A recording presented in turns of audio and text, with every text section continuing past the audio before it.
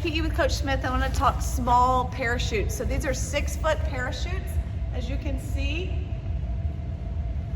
And they are incredible. They are from US Games. A few things that we've done. Number one, we have done this with 1st through 5th grade. We have them all spread out around the gym. So we will send them to a parachute, 5 or 6 kids per parachute. We found that when there's 4 or less, it just is too difficult to do the different things that we had them do.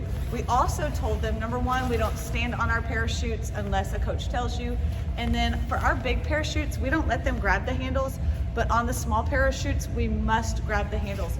And so we tell them if there's an extra handle, someone has to grab it. So some kids will have 2 handles, some kids might have 1, depending on how large their groups are.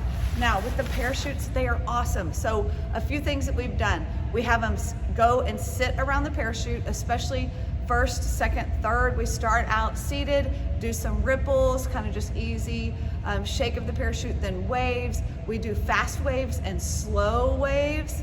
Okay, we tell them then to get on their knees and do the same thing. Then we get up and standing and do the waves and the ripples. We also have them do a ready position where we get down, okay, and they're bending down and they'll go up as high as they can and down. And we have them do that pretty slow so that they are kind of we'll turn on some music and they try to do the rhythm of the music, and so that's great. We also tell them that, again, someone might have 2 hands on the parachute, some might only have 1, so you can't really say grab it with your right hand only, because if you don't have enough people on the parachute, there's just a lot of slack.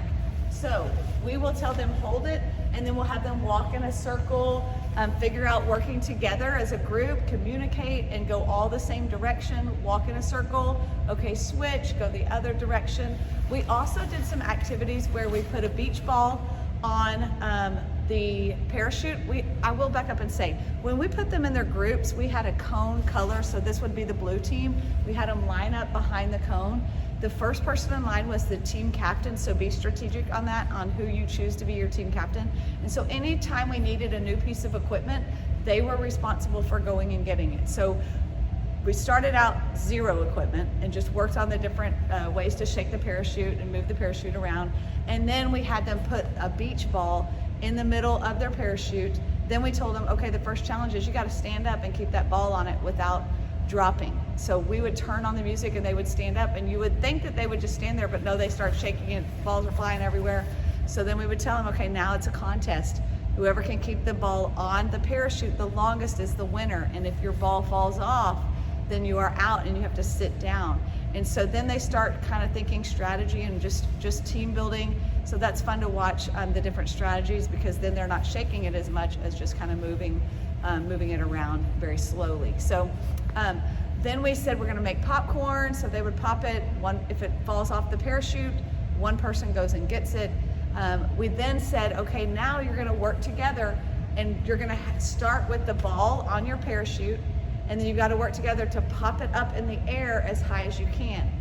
Reset it, and then pop it again and see how high you can get it.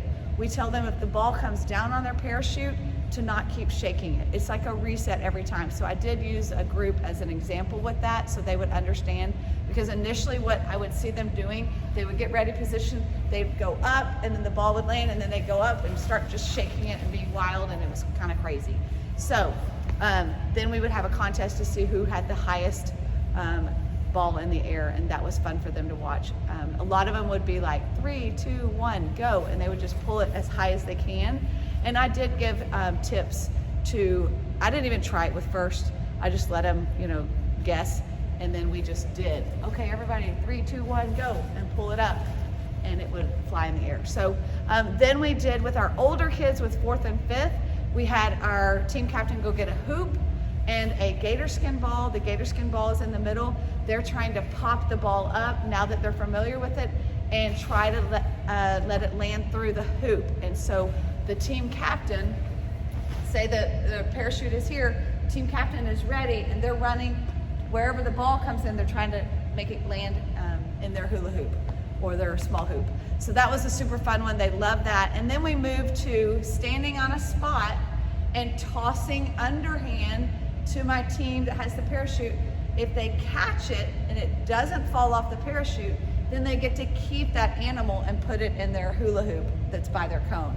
So you will need a hula hoop for the activities, a beach ball, a gator skin ball, and then we just use stuffies or stuffed animals, we call them our Beanie Baby stuffies, that they catch. If the stuffy lands on the parachute and it falls off, it does not count, so then they choose someone else on the team to grab it, go back to the spot, and try again. So you don't get to keep the stuffy if you missed it, but if you did catch it, you put it in your ring, you go get another stuffy, and another person throws until you catch it. If you land it, you add it to your ring, and then you see how many, who has the most stuffies at the end of it. They loved it. It sounds a little crazy, but they definitely loved it. It got to where we found that 9 to 10 parachutes out on the floor is what we had, and it was great. So I highly encourage you to try it with the small parachutes if you're a little nervous about it. Just start easy with them, just sitting around it, shaking it, getting comfortable, doing different rhythms and things like that, walking around, maybe do different locomotor movements, and then slowly start adding a ball or some type of thing to catch it. You could also, we didn't get to it, but you could also have the stuffy start on the parachute, and you're throwing it, working together to throw it through the air, and someone catches it in a bucket, or they catch it, the ball, whatever it is you're using. That was another way to do it. So we hadn't gotten to that, but I know that one's an open one that is with fruit and veggies or something. So small parachutes, hope you give it a try. It is super duper fun.